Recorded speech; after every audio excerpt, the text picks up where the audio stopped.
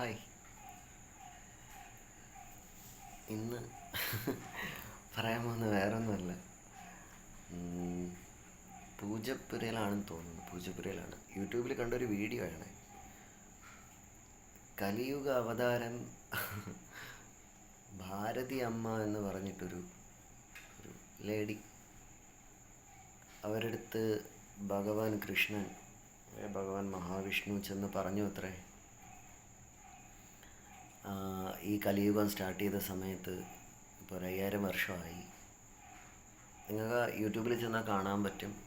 എന്താണ് കലിയുഗ അവതാരം ഭാരതി അമ്മ എന്ന് പറഞ്ഞിട്ട്, കൽക്കി അവതാരം ഭാരതി അമ്മ എന്ന് പറഞ്ഞിട്ട്. എന്തായാലും അമ്മച്ചി കൽക്കി അവതാരമല്ല, നല്ലവണ്ണം കലക്കിയിട്ടുണ്ട്. കണ്ടു കഴിഞ്ഞാൽ അഭിനയമാണെന്നൊന്നും പറയില്ല, കാരണം അത്രയ്ക്ക് നല്ല ഓസ്കാറിനും മേളിൽ വല്ലതും ഉണ്ടെങ്കിൽ കിട്ടും അവർക്ക്. അപ്പോൾ പൂജപ്പുരയിലാണ് വീട്. അപ്പോൾ അങ്ങനെ അവരുടെ അടുത്ത് ഒരു ദിവസം ഭഗവാൻ വിഷ്ണു ഇങ്ങനെ പറഞ്ഞു അത്ര, ഇങ്ങനെ കലിയുഗ അവതാരമായിട്ട് നീ ചെയ്യണം, ഈ ലോകത്തിലെ എല്ലാ കാര്യങ്ങളും നീ നോക്കണം. ജസ്റ്റ് പൂജപ്പുരയിലെ അവരുടെ വീട്ടിലെ കാര്യമല്ല നോക്കാൻ പറഞ്ഞത്, ലോകത്തിലെ മിഡിൽ ഈസ്റ്റ്, യൂറോപ്യൻ കൺട്രീസ്, സ്കാൻഡിനേവിയൻസ്, പിന്നെ ഇന്ത്യ, പിന്നെ ശ്രീലങ്ക, പിന്നെ തിരുവനന്തപുരം, പറ്റുമെങ്കിൽ എല്ലായിടും നോക്കിയിട്ട് ടൈം കിട്ടും. കൊതു ഭയങ്കര പ്രശ്നമാണ്. എല്ലായിടും നോക്കിയിട്ട് ടൈം കിട്ടുവാണെങ്കിൽ ജസ്റ്റ് നോക്കിക്കോ എന്നാണ് അവരടുത്ത് പറഞ്ഞത്. അപ്പോൾ ആ വീഡിയോ നിങ്ങളെല്ലാവരും ഒന്ന് ജസ്റ്റ് ഒന്ന് കണ്ടു നോക്കിയാൽ കൊള്ളാം. കാരണം അതിൽ കുറച്ചും കൂടെ ഡീറ്റെയിൽ ആയിട്ട് അവർ തന്നെ പറയുന്നുണ്ട്.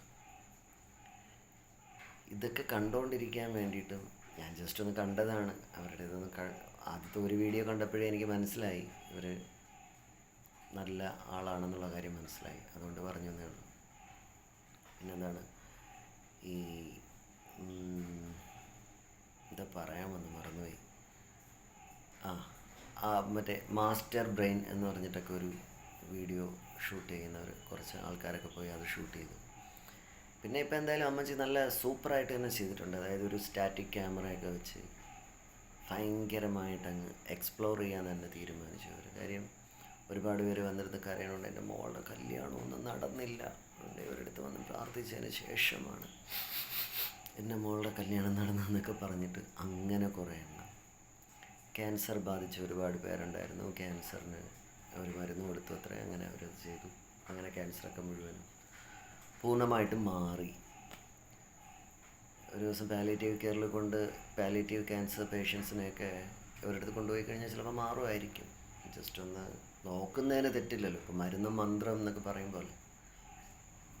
പിന്നെ വേറൊരു കോമഡി എന്ന് പറഞ്ഞു കഴിഞ്ഞാൽ, ഭയങ്കരമായിട്ട് ഭരതനാട്യം പഠിച്ചിട്ടുണ്ടോയെന്ന് എനിക്കറിയില്ല, പക്ഷേ ഈ ഇടയ്ക്കൊരു പ്രശ്നം ഉണ്ടായിരുന്നല്ലോ, മറ്റേ RLV രാമകൃഷ്ണനും അവരുടെ പേര് മറന്നുപോയല്ലോ, കലാമണ്ഡലം സത്യഭാമ ടീച്ചർ, യെസ്, അവരുമായിട്ട് എന്തോ ഒരു പ്രശ്നം ഉണ്ടായിരുന്നല്ലോ. അപ്പോൾ എനിക്ക് തോന്നുന്നു മിക്കവാറും ഇവർ രണ്ടുപേരും ഒരുമിച്ച് പഠിച്ച ഒരേ കാലഘട്ടത്തിൽ കലാമണ്ഡലത്തിൽ പഠിച്ചവരായിരിക്കും.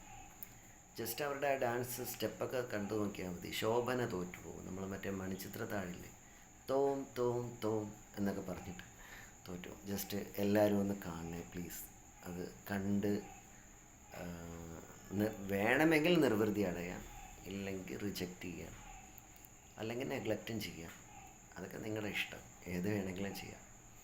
എന്തായാലും അമ്മച്ചി കൽക്കി അവതാരമല്ല, എന്തായാലും അമ്മച്ചി കലക്കിയിട്ടുണ്ട്. അതായിരിക്കും അവർ ഉദ്ദേശിച്ചത്. ഇത്രയേ ഉണ്ടായിരിക്കുള്ളൂ.